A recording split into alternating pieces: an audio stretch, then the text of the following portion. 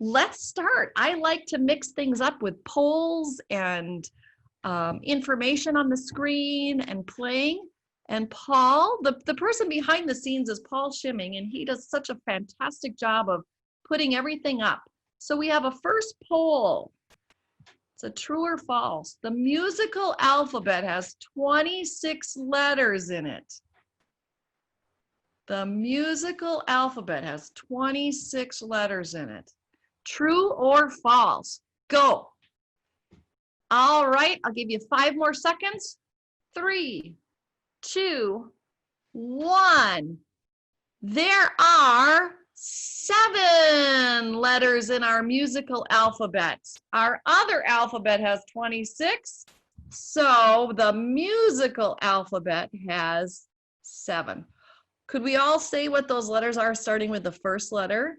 A, B, C, D, E, F, G. I had a piano teacher once. She taught me the way to remember that it stops at G. If you say the letter H, but you chop off the ch, you just start over again. A, B, C, D, E, F, G, A, B, C. You just start over again. Okay. So, Paul, could we go to our first sheet? And while he's putting this first sheet up, what I need everybody to do right now is go find a piece of music that you play. Go. It can be your favorite piece. It can be a scale book. Go find a piece of music that you play.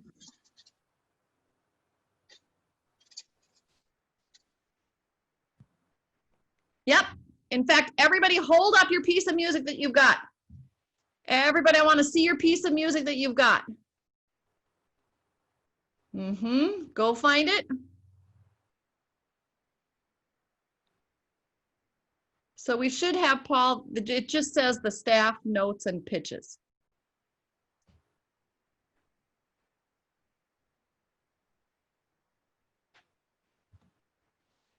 Good.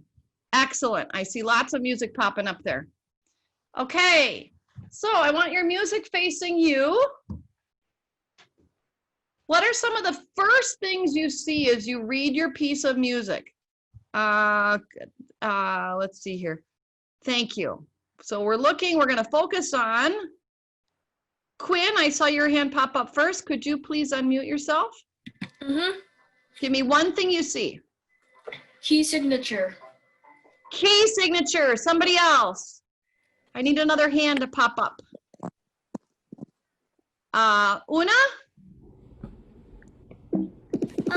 A clef. A clef. Excellent. Somebody else. Me.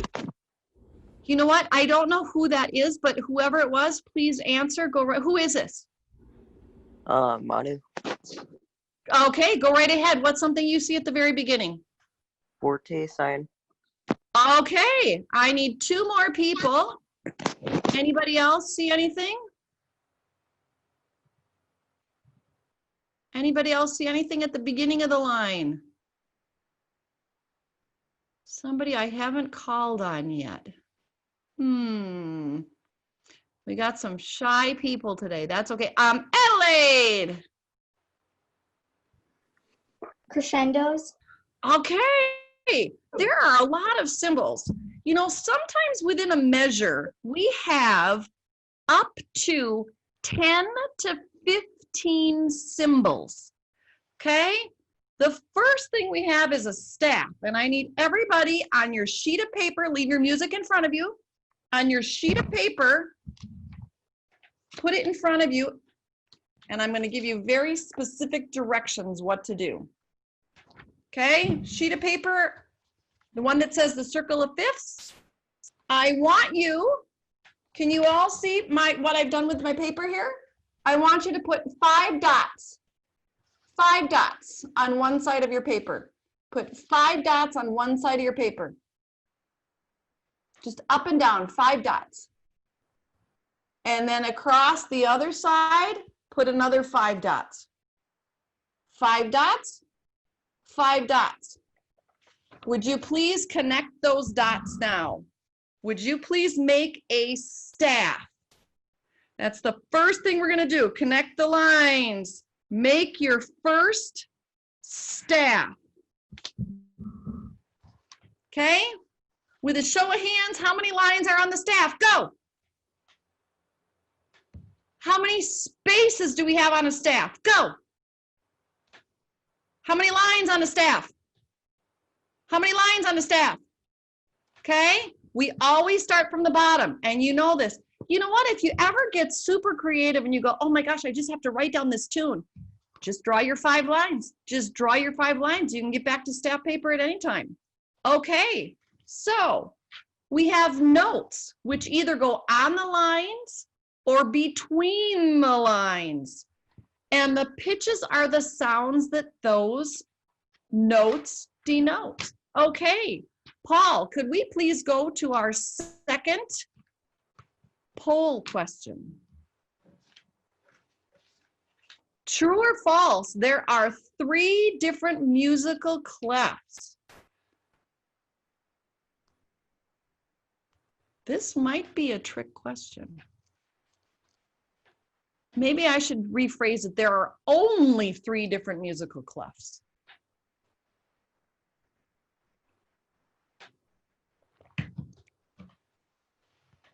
Give you 5 more seconds.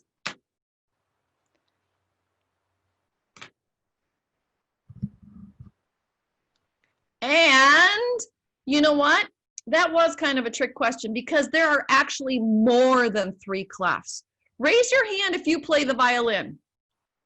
Raise your hand if you play the violin. Raise your hand if you play the viola.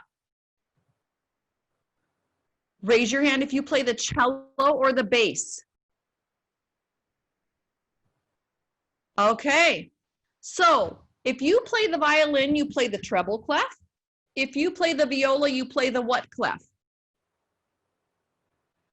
Alto clef, right. And if you play the cello or bass, you play the bass clef. I see a lot of you just mouthing these at the screen. It's awesome. It's awesome. You know what? There's also another clef called the tenor clef that is sometimes used for cello and bass when they play up high.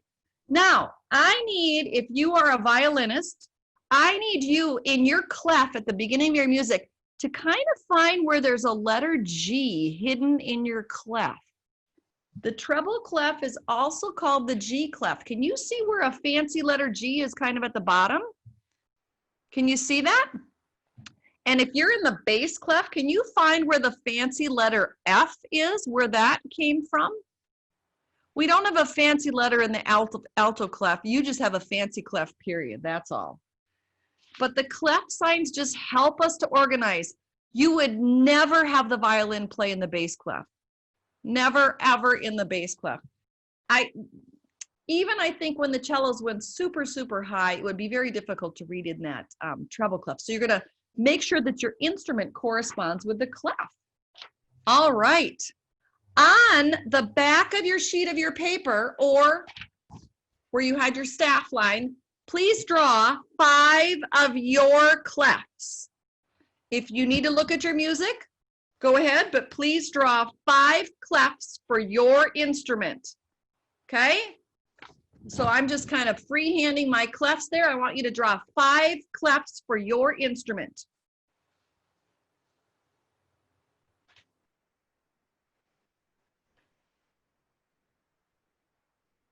Okay, you can either do it on your staff or you can do it outside of the staff. Okay, so far we've talked about the staff, notes, pitches, and clefs. Okay, here's the fun part. Go find something in your house that starts with an S, an N, a P, or a C. Go. Mini scavenger hunt. Something that starts with a staff, an S, an N, a P, or a C. Go. You got 45 seconds. Oh, some of you go, oh, that's a great one, Thaddeus. Is that Thaddeus? Some of you, excellent. Something that starts with an, hold it up. Here's my P too. An S, an N, a P, or a C. Excellent. Excellent. Let me check the second screen here. Okay. Let's just help. Oh, a pillow. That's excellent. Excellent. Okay, you can put your first scavenger item down. So this is really string theory / scavenger hunt. You didn't know that, but that's what we're doing today. Super fun. Okay. Could we have the third poll go up, Paul? Key signatures are optional. True or false?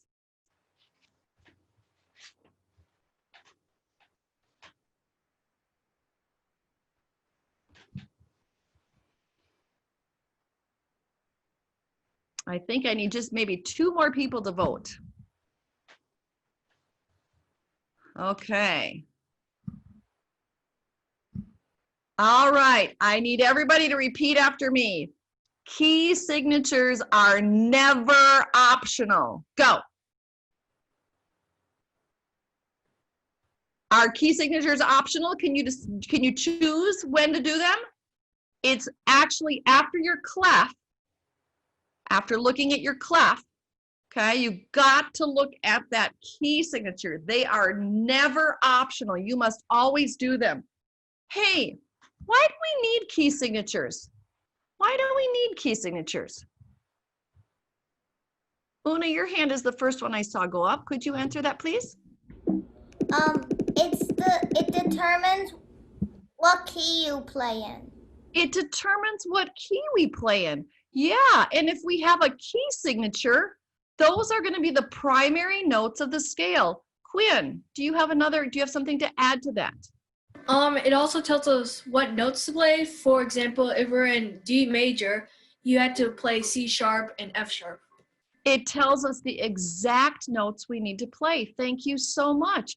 If we didn't have key signatures, we would be, now, we do add accidentals. Those are additional sharps, flats, or naturals. But if we didn't have key signatures, we would have so many accidentals in every measure. It would get very, very confusing. So that is why we have them. And if you were in our scales class last week, we talked about scales and the importance of knowing certain keys. And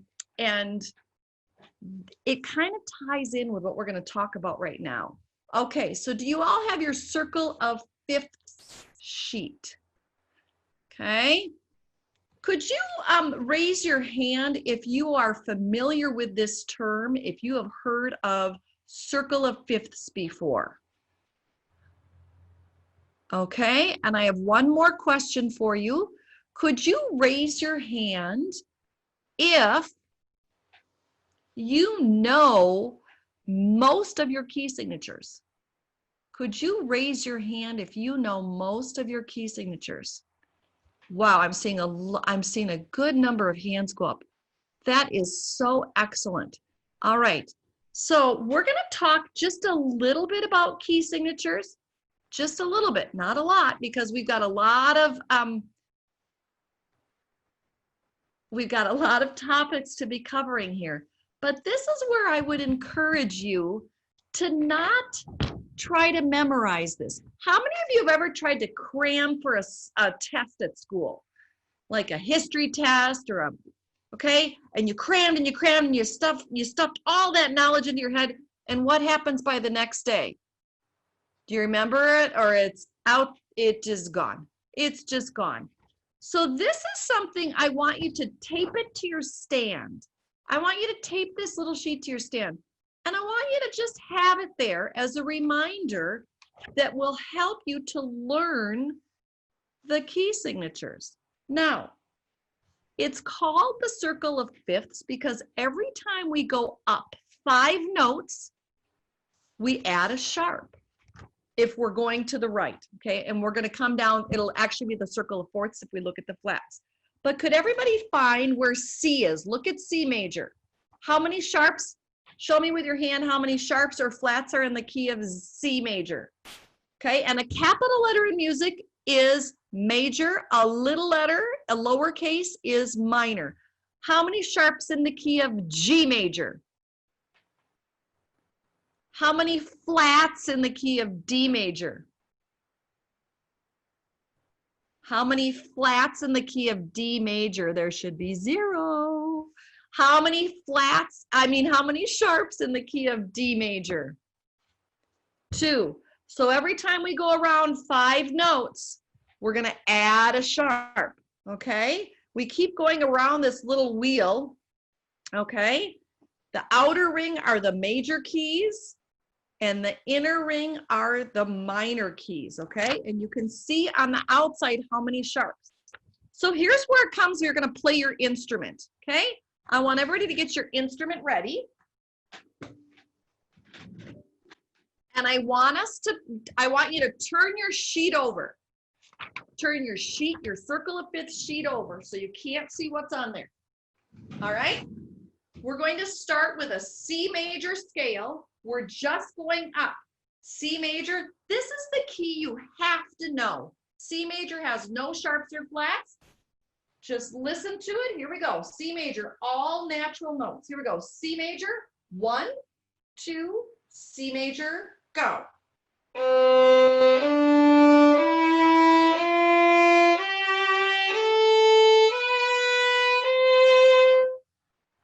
All right. Please count up 5 notes from C. C, D, E, F. G, we should be on G. Here we go. G major scale. 2, ready, G.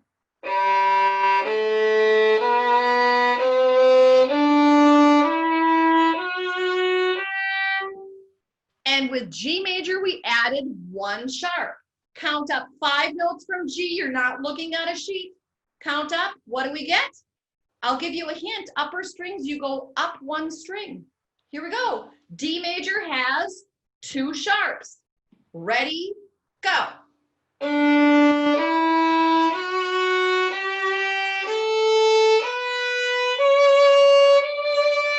Freeze. Go up 1 more string. D string, or count 5 notes. We're going to get to 3 sharps, which is A major. 2, ready, go.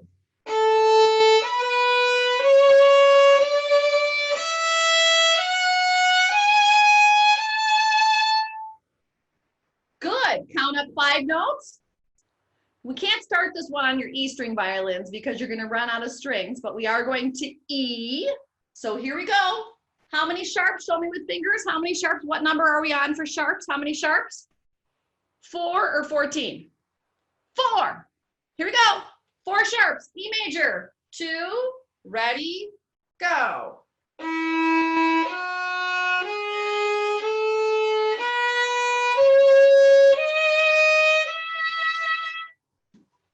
All right. We went up through 4 sharps. And what I want you to, here's your challenge. Here's your scale challenge. I want you to play, let's say today is Monday. I want you to play C and G. Tomorrow play G and D. Wednesday play D and A. See if you can make it around the outer ring of the scale. That's 12 major keys in our circle of fifths. Okay? I want you right now on your instrument. We're going to combine 2 things right now. What I call fingerboard geography and your circle of fifths. Here we go. I'm going to count out the letter names of the notes. See if you can do it too. See if you can beat me. What is the key signature? What is the major key signature that has no sharps or flats? Show me with your hand. You should all be doing a C. Okay, here we go. On your instrument, please find a C and play a C. Go. Any C. Stop. Count up 5 notes. What note do you have? G. Find your open G or any G. You can bow it, you can pitch it. G, go. Count up 5 notes. G, A, B, C, D. Open D, any D, go. D. Count up 5 notes. D, E, F, A. Play an A. Find your A. Go. Count up 5 more notes. Ready? You should be on an E. Go. Okay, now it's going to get a little tricky.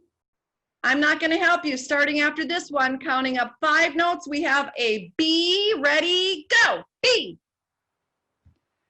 Okay. Find a B on your instrument on a lower string.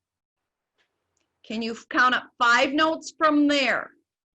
It's the interval of a perfect fifth, and I'll give you a hint. It's going to have a sharp after it. The perfect fifth of a B after a B would be, it is an F hashtag. Oh, don't ever use that term. It's called a sharp. F sharp, okay? Find an F sharp. Ready? Go. F sharp. Okay, we're moving around our circle of fifths. Count up 5 notes from your F sharp. You should be on C sharp. Great, find a C sharp. We're on fingerboard geography. C sharp, go. Okay. Ready? Counting up 5 notes from C sharp. G sharp, or we've made a pivot into the flat world. A flat or G sharp. We're going to talk about that in just a minute. Go. Count up 5 notes from A flat. E flat, go. Counting up 5 notes from E flat, and you have arrived at B flat, go. Find a B flat. Counting up 5 notes from B flat, you have arrived at,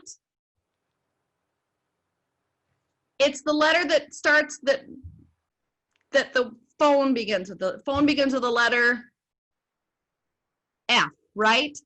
No, okay, never mind. We arrived at an F. Count up 5 notes from F, and you get to a C. We've completed our circle of fifths. Okay, thank you. All right, we absolutely have to have them. Now, minor keys, please take a look at your sheet of key signatures, your circle of fifths. Minor keys share the same key signatures, but they don't have the same letter names. So C major, what minor key has no sharps or flats? On, I saw on pop up there. On, what minor key? A minor. A minor, that's another one you just have to absolutely memorize, okay? All right. So relative, if you've learned nothing else today, I want you to learn this. Relative minor and major keys are related by key signature. They share the same key signature. Parallel major and minor keys start on the same note. So what's the parallel minor of A major? A minor. What's the parallel minor of B major? It is B. What's the relative minor of C major? A minor. There's a difference there, okay? I want you to go through your scale, impress your teacher, impress yourself that you can play all of those scales, okay? We're moving along. We're just skimming across a lot of topics right now. All right, Paul, could we go to our next poll question, our 4th poll? Thank you.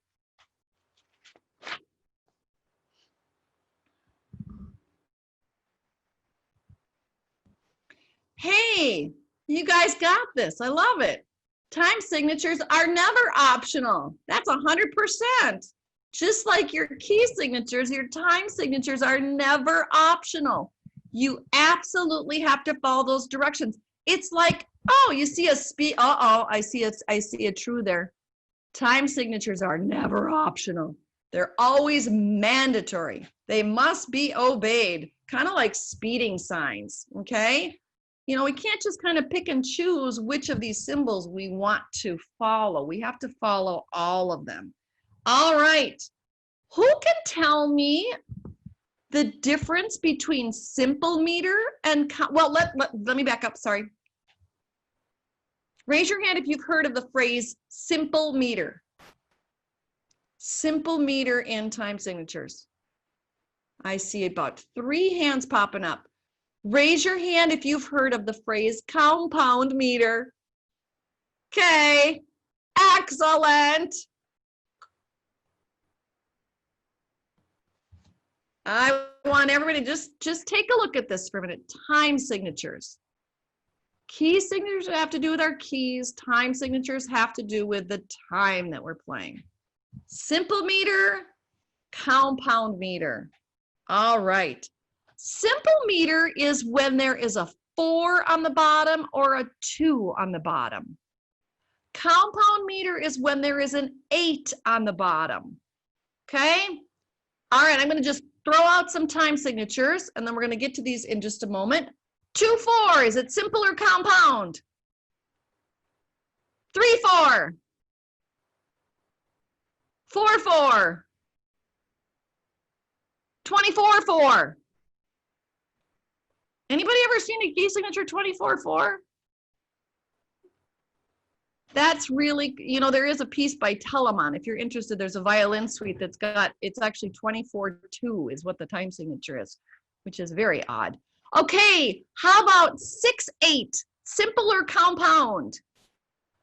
9-8, 2-4. That's simple. What about 12-8? Okay, what about 12-7? Okay, that would just be wrong. Okay, if you ever see 12-7, that's just wrong because there is no such thing as a 7th note, I don't think. I don't know how to divide that math. Okay, what does the top number in a time signature represent? What was the top number tell us? The top number tells us, I need some brave souls here. What's the top number tell us? Could you go back to your music, please? Everybody find your piece of music, please. Open your piece of music. Okay, I want everybody to put your finger on your time signature. They're going to be very, very different. Quinn, what is your time signature? 4/4 time or common time? Oh my gosh, you just totally rocking it. Okay, 4/4 or common time. Excellent. So what does that top number tell you, Quinn? Beats per measure. That there are 4 beats per measure. Excellent. Can we have you explain what the bottom number is then too? What does the bottom number tell us? The bottom note is which note it is from. So 4 would represent each quarter note, like number 8 will represent the 8th note. Excellent. So if you have a time signature and you're not sure what it means, here's what it is. I want every one of you to look at your music right now. If you have a 4/4, it means there are 4 quarter notes in every measure, or the equivalent thereof. If you have 3/4, there are how many quarter notes? If you have 7/4, how many quarter notes are there? Okay, if you have 6/8, ooh, it just means that there are 6 eighth notes in every measure. All right. So simple meter is when your eighth notes are grouped in multiples of 2, 1 and 2 and 3 and 4. And grab your instruments. We're going to play open D strings. We're going to accent so we can hear simple meter. 1 and 2 and ready, eighth notes.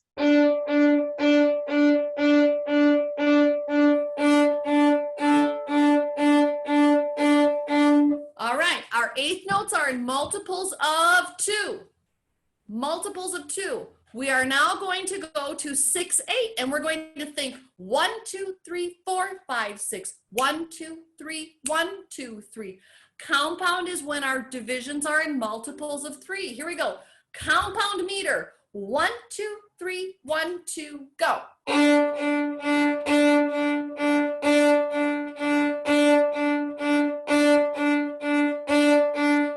Okay, you guys look like you've all got this, so let's make it a little more challenging. I want you to play 1 measure of compound, 1 measure of simple. So it's going to sound, and put the accent, so it's going to sound like this.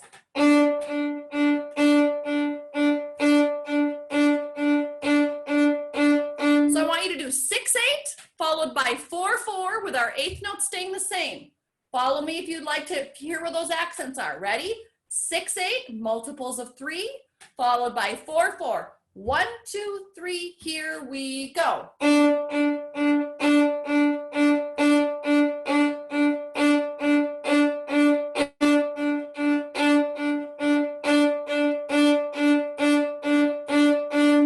Okay, raise your hand if that's a little bit confusing. Raise your hand if it's a little bit unclear. Yeah, it's a little bit hard to understand that. Okay, I want everybody to put your instruments down. And I want you to clap. 1, 2, 3, 1, 2, 3. Big accents. Ready, go. 1, 2, 3, 1, 2, 3. 1, 2, 3, 1, 2. Good. So are we accenting every 2 notes or every 3 notes? Every 3 notes. Here we go. Count with me. Ready? Here we go. 1, 2, 3, 1, 2, 3. 1, 1. Good. Now, let's just count 1 and 2 and 3 and stop. We're going to clap 6, but we're only going to accent every 2 notes. Here we go.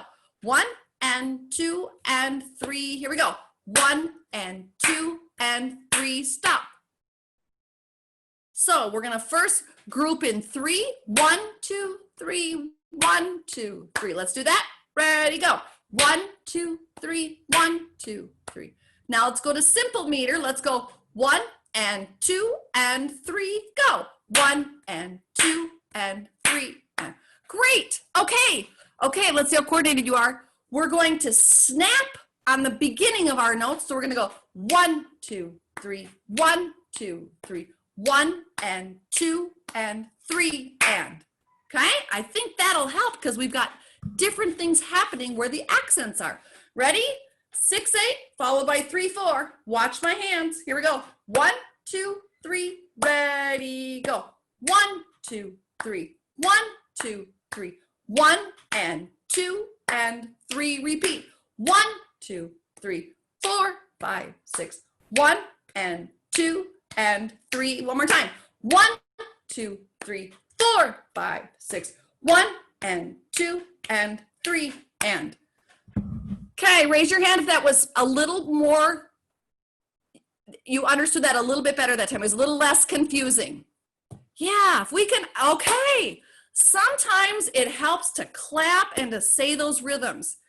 Raise your hand if you understand what simple meter is.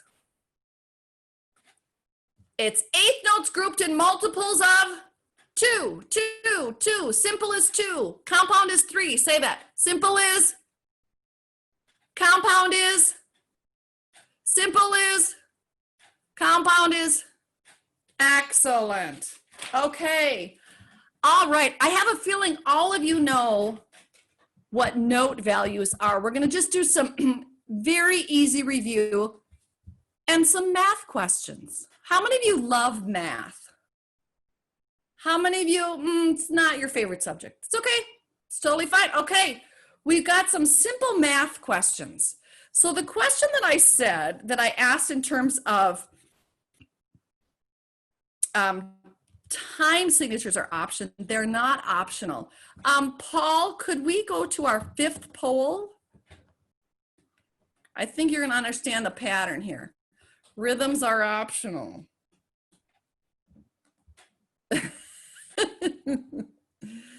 You've caught on. You caught on to my pattern here. Just like in rhythm patterns, there's a pull pattern. Rhythms are not optional. Thank you for all answering that correctly. They are not optional. Okay. Quarter note is how many counts? Go. Half note is how many counts? A dotted quarter note is how many counts? Dotted half note is how many counts? A dotted whole note is how many counts? Okay, we're gonna get to dots in a minute. Okay, a quarter rest is how many counts? A double half note is how many counts? A double half note is the same as a whole note. Okay, here's your math question. Add a quarter note, and a quarter note. Go. How many fingers? A half note, a dotted half note, and a quarter note. Go. A half note, a dotted quarter note, and a quarter note is 6. Ooh, here's a tricky one. Dotted quarter note, a dotted quarter. We're still in simple meter. We're in simple meter. A dotted quarter note, a dotted quarter note, and a quarter note. 4. A dotted quarter note is, we're going to get to dots. That's coming up in 2 little sheets here quickly. Okay. I do want to just briefly touch on that before we get to our little dotted quarter note unit. When we have a dotted quarter note, it will almost always be followed by an 1/8 note or 2/16 or an 1/8 note rest. When we are in simple meter, because a dotted quarter note is how many counts? 1, I see symbols trying to make a half, 1.5, it's 1 1/2. Or let me ask you this, how many 1/8 notes are in a quarter note? How many 1/8 notes in a quarter note? I want everybody to put 2 fingers up. There's 2 1/8 notes in a quarter note. How many 1/8 notes in a dotted quarter note? 3. Think of the 1/8 notes. 3 is the same as 1 1/2. And that's why we need to add 1 more little 1/8 note to that pattern. All right. We have talked so far about key signatures, time signatures, and rhythm. Please find something in your house. You have 45 seconds that starts with a K for our key signatures, T for time signatures, or R. A K, a T, or an R. Go.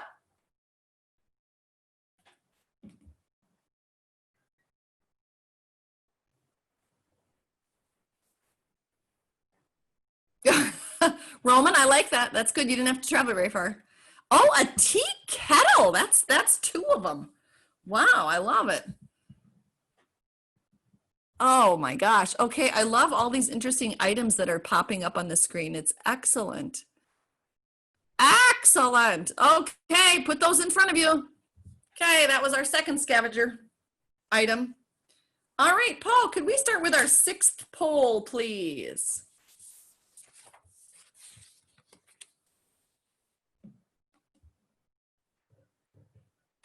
An interval is the distance between 2 pitches.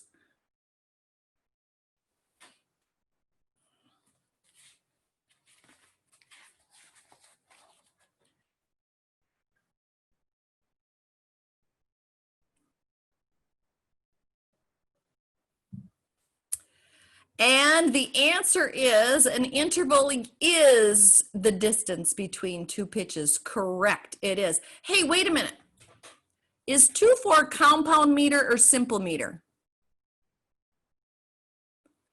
Simple meter is 6/8, simple or compound? Compound, it's got an 8 on the bottom. Thank you very, very much. Okay, an interval is the distance between 2 pitches. Really important to understand that, okay? Please have your instrument ready. We're gonna just touch on a few intervals today. When you understand intervals on your strings, you can play so well in tune. You'll understand your scales that we touched a little bit on last week. All right.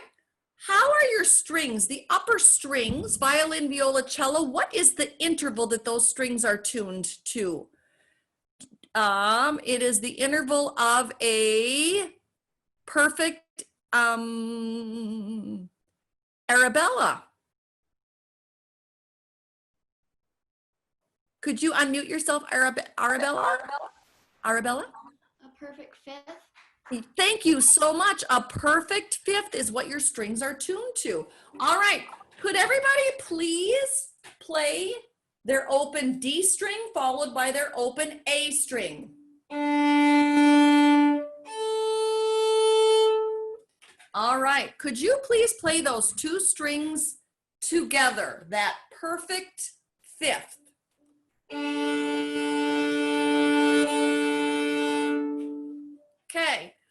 could you put up the sheet that says intervals, please?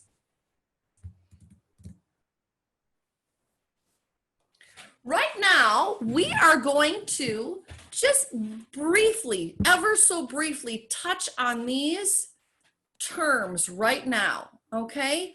Intervals are the distance between what? How many pitches? 2. Intervals are the distances between 2 pitches. A half step is the closest distance. Please play 4 sets of half steps. Go. You can't put any pitch in between a half step.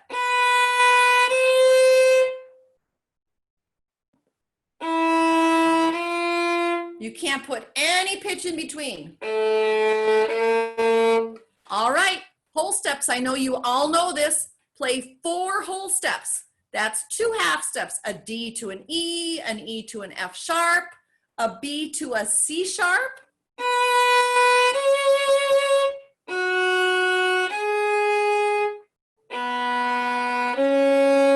All right. Okay, perfect intervals. There are 4 what we call perfect intervals in music. The perfect unison. Everybody play a D and then play the D on the lower string next to it and make them match.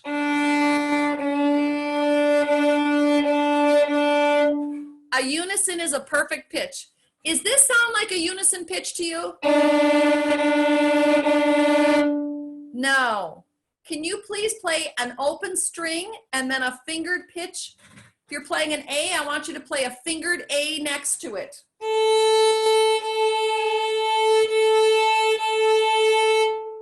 Okay.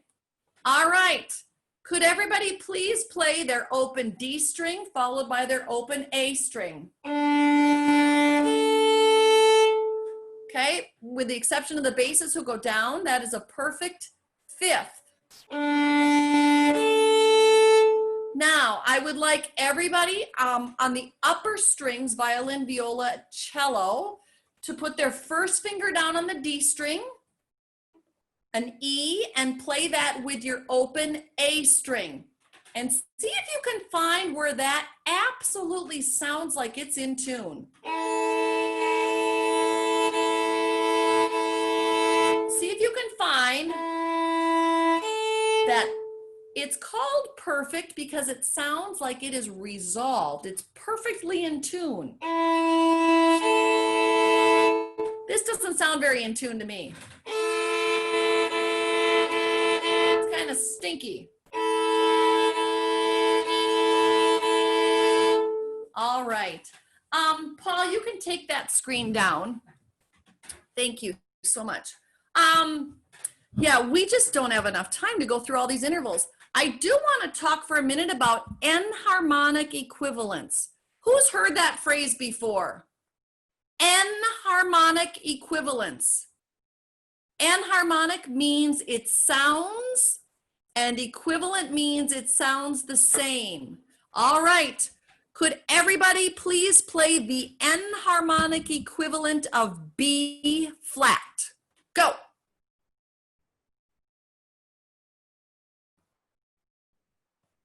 The enharmonic equivalent of C sharp. It's a D flat. Okay, it's the note that sounds the same. Everybody please play a G sharp on your instrument. Go, G sharp. Everybody play an A flat. Go. Oh, it should be the same note. Everybody please play an F natural. Go. Everybody please play an E sharp. Go. Oh, it's the same note. It's the enharmonic equivalent. Everybody please play. Ooh, let's see if we can throw a tricky one in here. How about an A double sharp? Ooh. Make it sharp by 2 half steps. Okay, everybody, you got your A double sharp. It's a B. Now everybody play a C flat. Isn't that the same? Is it the same as an A double sharp? It is. Oh my gosh, we're getting super fancy. Okay. All right, Paul, if we could go to the next screen. It's a phrase that I think it's 2 words, and I think it's something you've all seen or heard. Please raise your hand if you've seen this word or heard this word before. I see Audrey's hand going up. Who else is? Jenny's. Excellent. A lot of hands up. Excellent. Thank you. Okay. Ear training is simply oral training, what we hear. It's so that we can learn to identify pitches and scales. All right, I'm going to we're gonna focus on 2 intervals today, the octave and the fifth. The octave is the note that sounds, it's the same letter name, it's just higher. Or the fifth. The octave is a big leap, and the fifth is how the upper strings are tuned, or it's the beginning of Twinkle Twinkle. So I'm going to give you 3 examples, and you're going to just with your fingers go 5 or 8. Got it? Here we go. Do you hear a perfect fifth or a perfect octave? Here we go. What do you hear?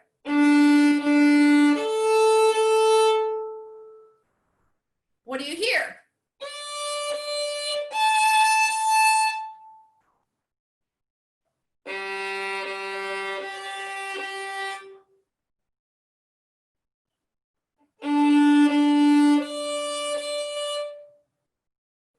All right, you all have that so well. Let's add another one. Let's add a perfect fourth, okay? Somebody already knew that I was gonna add that one, okay? The perfect fourth is, if you think of the tune, Here Comes the Bride. Okay, here's our fourth. Here's our fifth. Here's our octave. Your choices are 4, 5, 8. Here we go. Ready?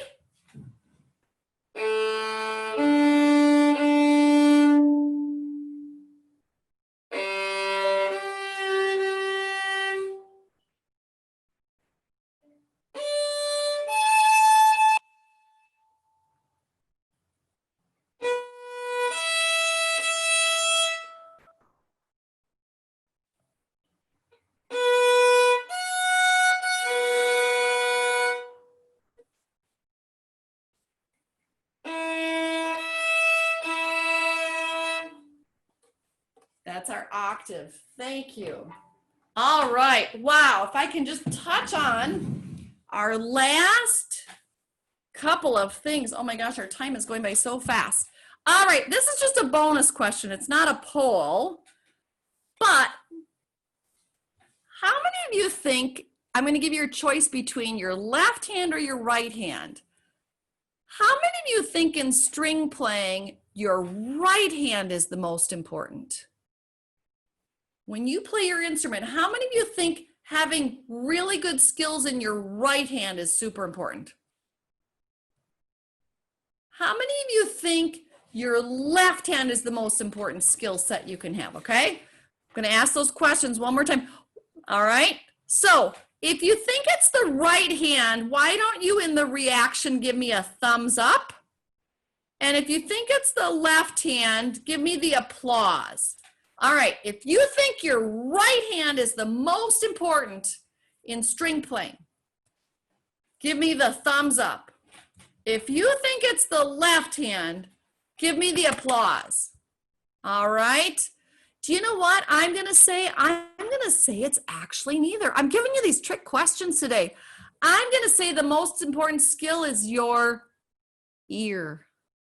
It's neither of your hands, it's your ear, how well you can listen to music. And if you know those intervals, that was really unfair. Okay, all right. Paul, can we go to the next word on our sheet? We've got 2 left after this. Articulations. Articulations are how you play the note. Pitch is where you play the note. Rhythm is how long. Dynamics are how loud, but articulations are how you play the note. Good, you can take, thank you so much, Paul. You're just reading my mind here. All right, Could everybody please play a staccato articulation? A staccato articulation. Go. Could everybody please play a legato articulation?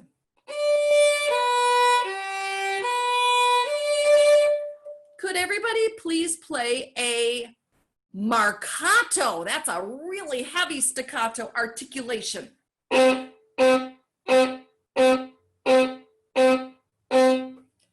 Yes. All right. Lots of information that you have to understand on the page. All right. I believe we have one final poll question. A dot above a note is the same as a dot next to a note. A dot above a note is the same as a dot next to the note. And I am so glad to see that you have all said false. A dot above the note is, what was the word we just used to describe how you play the note, that long one? Articulation. Can you all please spit that out right now? Articulation. Articulation. Yes, articulation. Could you please run and find something in the house that begins with an A? Go. A, articulation. Find something that starts with the beginning letter A. Siblings work on, that would work. Yes. Something that begins with the letter A. I think, oh, I see a lot of apples coming up. Lot of apples. Oh my goodness, I love it. Okay. A for articulation. Excellent. Thank you, thank you, thank you. All right. So let's talk very, very briefly. Dots above the note are above or below, I should say, are articulation markings. Okay, dots next to the note help us with how long they are. Okay, these add time. Okay, let's go back to our math for a minute. How many counts is a dotted half note? Go. How many counts is a dotted whole note? How many counts is a double whole, a dotted double whole note?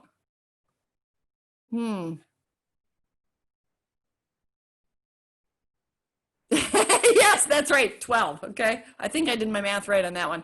How many counts is a dotted half note? 3. How many counts?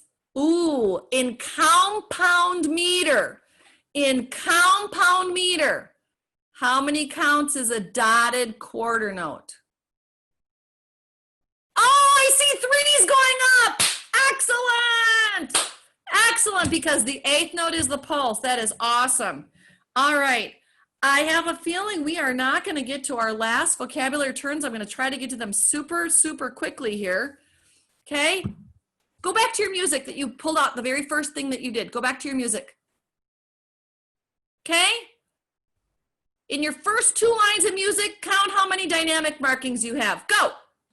First 2 lines, count how many dynamic markings there are.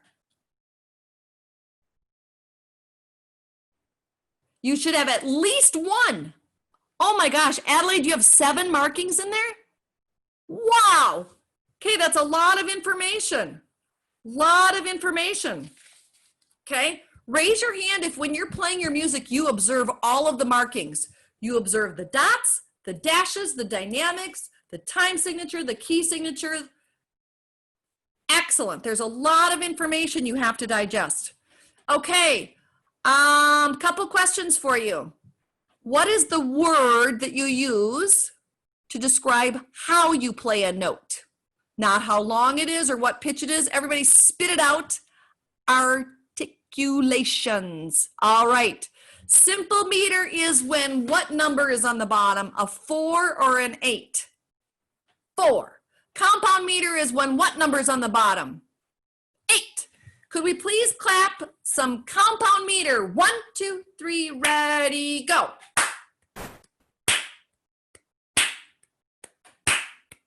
Good, let's do our snap, clap, clap, ready, go.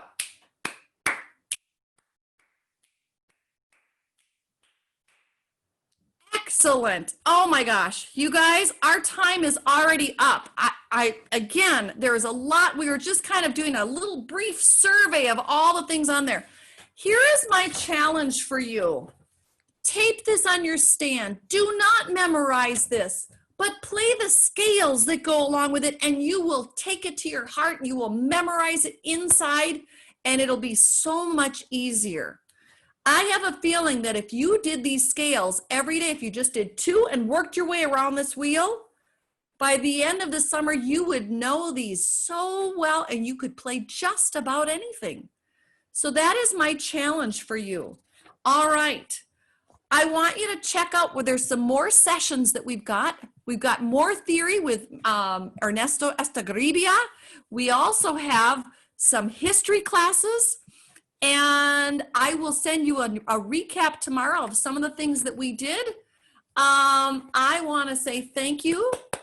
Thank you for your enthusiasm. Big round of applause. Thank you for your enthusiasm and just being so participatory in everything that we did. I hope you all have a great week, and I hope to see you next week. I'm doing the final class that I'm doing, learning about Baroque music, Baroque composers, Baroque style. Should be super fun. Have a great week, everybody. Thank you so much.